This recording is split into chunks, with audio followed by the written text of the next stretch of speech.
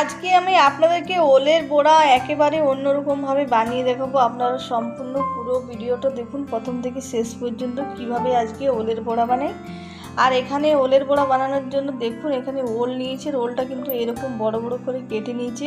আর ওলটা সেদ্ধ করে নেব, তার জন্য কুকারের মধ্যে দিয়ে দিলাম। আর এবারে ওলের মধ্যে দিয়ে দেবো জল। আর এবারে কুকারে ঢাকনা লাগিয়ে সেদ্ধ করে নেব। খুব বেশি সেদ্ধ করব না, হালকা সেদ্ধ করে নেব।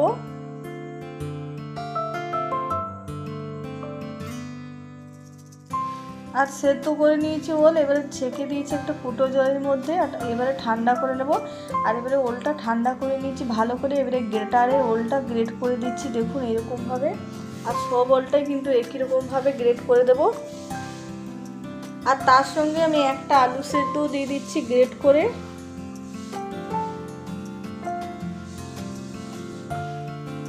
আর আলু আর ওল দুটোই গ্রেট করা হয়ে গেছে, দেখুন খুব সুন্দর। এবারে এটা একটা আলাদা পাত্রে নিয়ে নিচ্ছি, বড় পাত্রে মাখানোর জন্য। আর এবারে এর মধ্যে দিয়ে দিচ্ছি পেঁয়াজ কুচি। এবারে দিয়ে দিচ্ছি থেতো করা আদা রসুন কাঁচা লঙ্কা, দিয়ে দিচ্ছি জিরে গুঁড়ো, দিয়ে দেবো এবারে হলুদ গুঁড়ো, দিয়ে দেবো পরিমাণ মতো নুন। আর এবারে এর মধ্যে দিয়ে দিচ্ছি মসুর ডাল বাটা। আর এবারে দিয়ে দেবো এর মধ্যে 1 চামচ মতো বেসন। আর এবারে খুব ভালো করে একসঙ্গে মাখিয়ে নেব।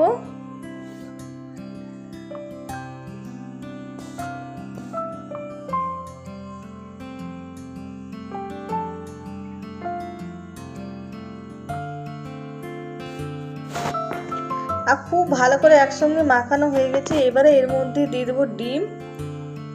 আগে বলেছি আজকে বড়াটা পুরোপুরি অন্যরকমভাবে বানিয়ে দেখাবো। আর এই পুরোপুরি অন্যরকম বড়াটা বানানোর জন্য ডিম দিচ্ছি।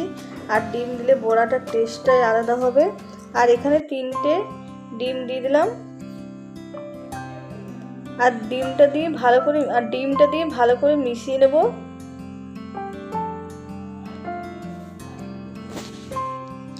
আর ভালো করে মিশিয়ে নিয়েছি ডিমটা। আর এবারে বড়া ভেজে নেব, তার জন্য আগে থেকে তেল গরম হতে দিয়েছি। তেলটাও খুব সুন্দর গরম হয়ে গেছে। আর এবারে বড়াগুলো ভেজে নেব।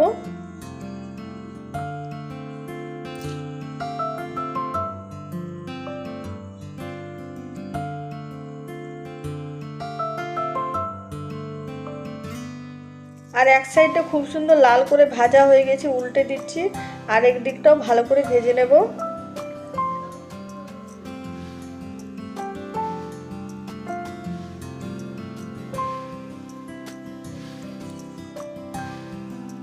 আর দেখুন বড়াটা খুব সুন্দর লাল করে ভাজা হয়ে গেছে, এবারে তুলে নিচ্ছি।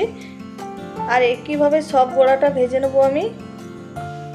আর গরম গরম এরকম ওলের বড়া খেতে দারুণ লাগে বন্ধুরা, এটা ভাতের সঙ্গে খেতে দারুণ লাগে। আর কমেন্টে নিশ্চয়ই জানাবেন আজকের ভিডিও কেমন লাগলো কেমন না। আর যারা নতুন দেখছেন তারা অবশ্যই আমার চ্যানেলটা সাবস্ক্রাইব করবেন, পাশে থাকবেন। আর বাকি বড়াটা একই রকমভাবে কিন্তু ভেজে নেব।